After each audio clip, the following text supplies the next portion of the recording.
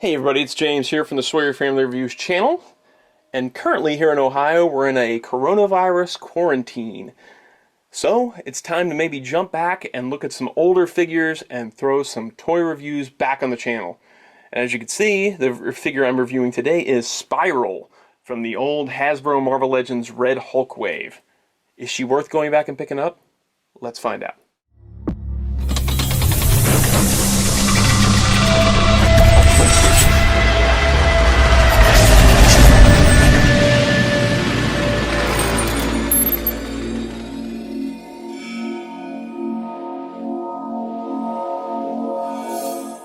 As always, we'll start with a look at the figure inside the box first before we get her out of there and destroy this packaging. Because this is the old Hasbro Marvel Legends packaging, which means it's not collector friendly. I'm going to have to tear that bubble off the card. I'm really glad they've switched to the boxes where you can open them up and put the figure back inside if you choose. The cool things about this old packaging though were like the character images here along the side and the dedicated card back art up here. I always thought that was pretty cool. I kind of dig this old Marvel Legends logo too, the one that's all kind of spiky and pointy. You've got a picture of the Build-A-Figure down below here, and as you can see, Red Hulk's head is right there. I'm going to make sure that packaging just falls down. The Only at Target logo and Spiral's name. Back of the box features a picture of Red Hulk, the other figures in the wave, a picture of Spiral, and this write-up, which I will now read to you. Enslaved by Mojo, Spiral serves as a soldier, assassin, and spy for the other-dimensional despot. She has faced many of Earth's heroes, from the Avengers to the X-Men, both in her capacity as Mojo's servant and as a solo operator. Her motivations are often opaque, and she rarely explains her actions, preferring instead to see her victory complete and then teleport away. She is responsible for the creation of Lady Deathstrike's enhanced body, as well as the delivery of Shatterstar's identity to the mutant body of Ben Russell. Phenomenally powerful as a sorceress and warrior, the presence of Spiral at Mojo's side virtually guarantees his continued rule of Mojo World.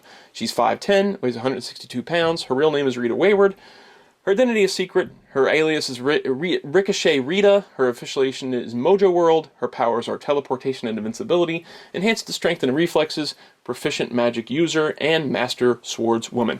Now this I do like. I love all this information, and I think this is lacking for Marvel Legends nowadays. We get maybe a sentence or two about the character, and then it has to be put in all these different languages, so there's just not much room for all this information. And especially for a younger crowd that doesn't maybe know these characters, this stuff is great, because it gives you something to start with when you get a new character. Maybe you don't know about the character, but this write-up gives you enough about Spiral that you know what's going on. So I do miss that about Marvel Legends packaging.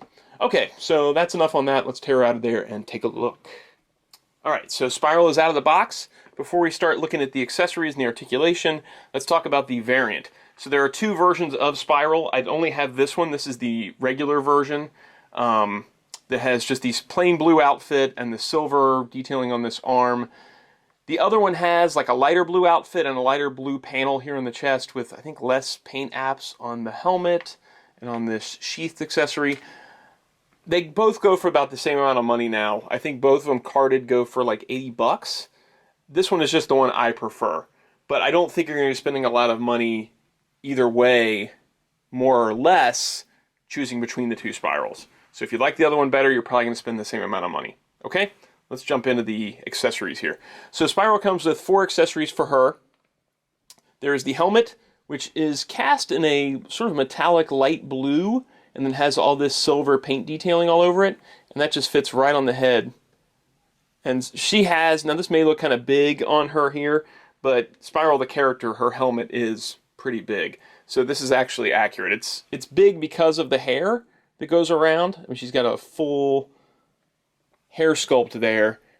It is sculpted sort of tighter around the head, but this is still a removable helmet, and those are usually pretty large when you get a removable helmet. But in this case, the character has a large helmet, so it works. Then she's got 2 swords that she can grip in her hands, and she has 5 gripping hands to choose from. She has 1 open hand, the rest are all gripping. This sword, they're both cast in that same sort of light blue metallic, and then each one has the silver paint app on the 2 swords. You can see that they're pretty warped. These just came out of the packaging, though, and the packaging's been sitting there for how many years? So I'll put them in some warm water, and they'll probably get the shape they're supposed to have, the straightened shape. So I'm just going to put that one in that hand. And then we've got this curved sword, which kind of reminds me of like an Egyptian, I don't know what those swords are called. If you know what that kind of sword is called, you can leave a comment down below.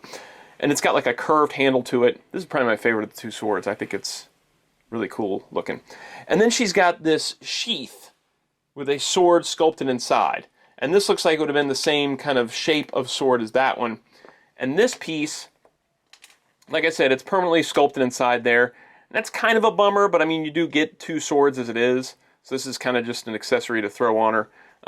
You put it over the arms first, James, come on. And then you kind of hook it underneath the hair, I think is how it looks best, to hook it underneath that hair sculpt. And you can have one draped behind her while she's holding the other two. I'm going to take that off for now, though, because we're going to be talking about articulation, and that's going to get in the way. Other than that, oh, I'm hitting my lights. Hang on now. Other than that, she also includes this red Hulk head. That's the builder figure part that she comes with. And you know what? I'm going to back up this camera. I've got him sitting right here. Now, I don't have the original Hulk Build-A-Figure, but I do have the new Red Hulk. Whoa, he's really big. Stay, don't fall. I'm just going to adjust this camera just a bit here. I do have the new Target exclusive Red Hulk. That's a repaint of the 80th anniversary Hulk. And if we can just get this head off of here, let's see if this fits. It does not fit. So, you know what? It's not bad, though. Like, the red coloring's not bad.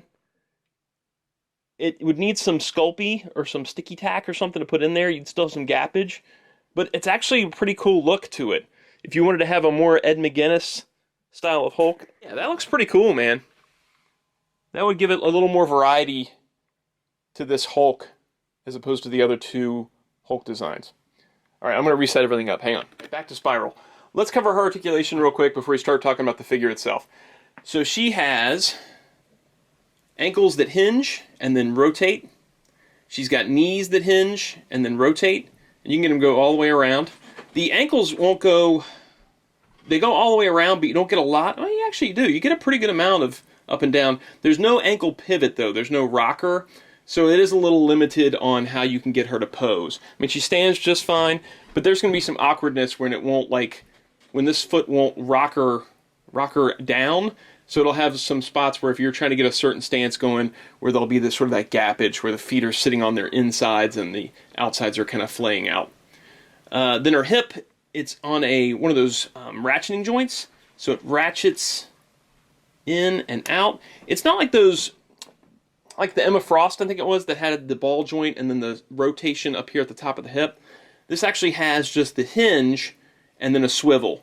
So it doesn't have a ton of movement. It doesn't have like a huge range, but what it does work well. So you can get these to kind of go up to there. And then the rotation, you kind of have to get them, see how I'm going here? So now it's hinged down to there, and it's only going to rotate that much. But the more you rotate it out, the more you can get a wider rotation. So it's not the most ideal articulation, but I do like this much better than those style where it has, like the old Toy Biz style, where it has, here's a long shot, we'll just talk about it real quick. So where it has that ball joint and then the hip is plugged into it. I do like this better, it looks better. Then she's got a ball jointed torso, and that has a pretty good range of movement. It can go back to there, and then only crunches forward to there. It doesn't crunch forward much at all. It does go back pretty far, but doesn't crunch forward much at all. She's got this separate belt piece, and it looks like it's removable, but sometimes those are glued, and I'm not going to try and take that off. Then she rotates all the way around. Then as far as the neck goes, it's on a hinge and swivel. So it hinges, ooh, that's really tight, to there. And then hinges back, but it stops because of the hair sculpt. And then it rotates around, but again, that hair sculpt is in the way. It's not going to let you get much rotation. So some of the articulation points are a little limited, but then we move on to the arms, and there's tons here because she has 6 arms. So each of the arms has the same articulation. I'm going to move this one up a little bit so you can see what I'm talking about. We've got rotation at the wrist, double jointed elbows, which is something we don't get with Marvel Legends females now. So she's got the double jointed elbow, and then she's got where the shoulders insert into the body, she's got rotation all the way around, and then hinges up and down. So you got a really good range of movement on all these arms for them all being in the same spot. And it's crazy to see how these are even put in here. They must have been just like posted in. That's the only thing I could think of. I would like to see one of these taken apart, but it seems like all three arms are kind of posted into the body. It's not like a T-joint where the chest is like molded around it. It seems like all these are posted in. Now she does have a large area in the back here to accommodate where all these arms are going in, but I mean Spiral probably has some weird musculature anyway, so that's probably accurate to what a person like this would really be. And again, this hair mold completely covers it up. So the articulation works really well for such an odd design of a figure. Now, as far as the figure itself goes, with paint-wise and sculpt-wise, I really like this figure a lot. I think it's a great sculpt. I think the paint works for it. There's not a lot of paint going on, but what she does have is clean.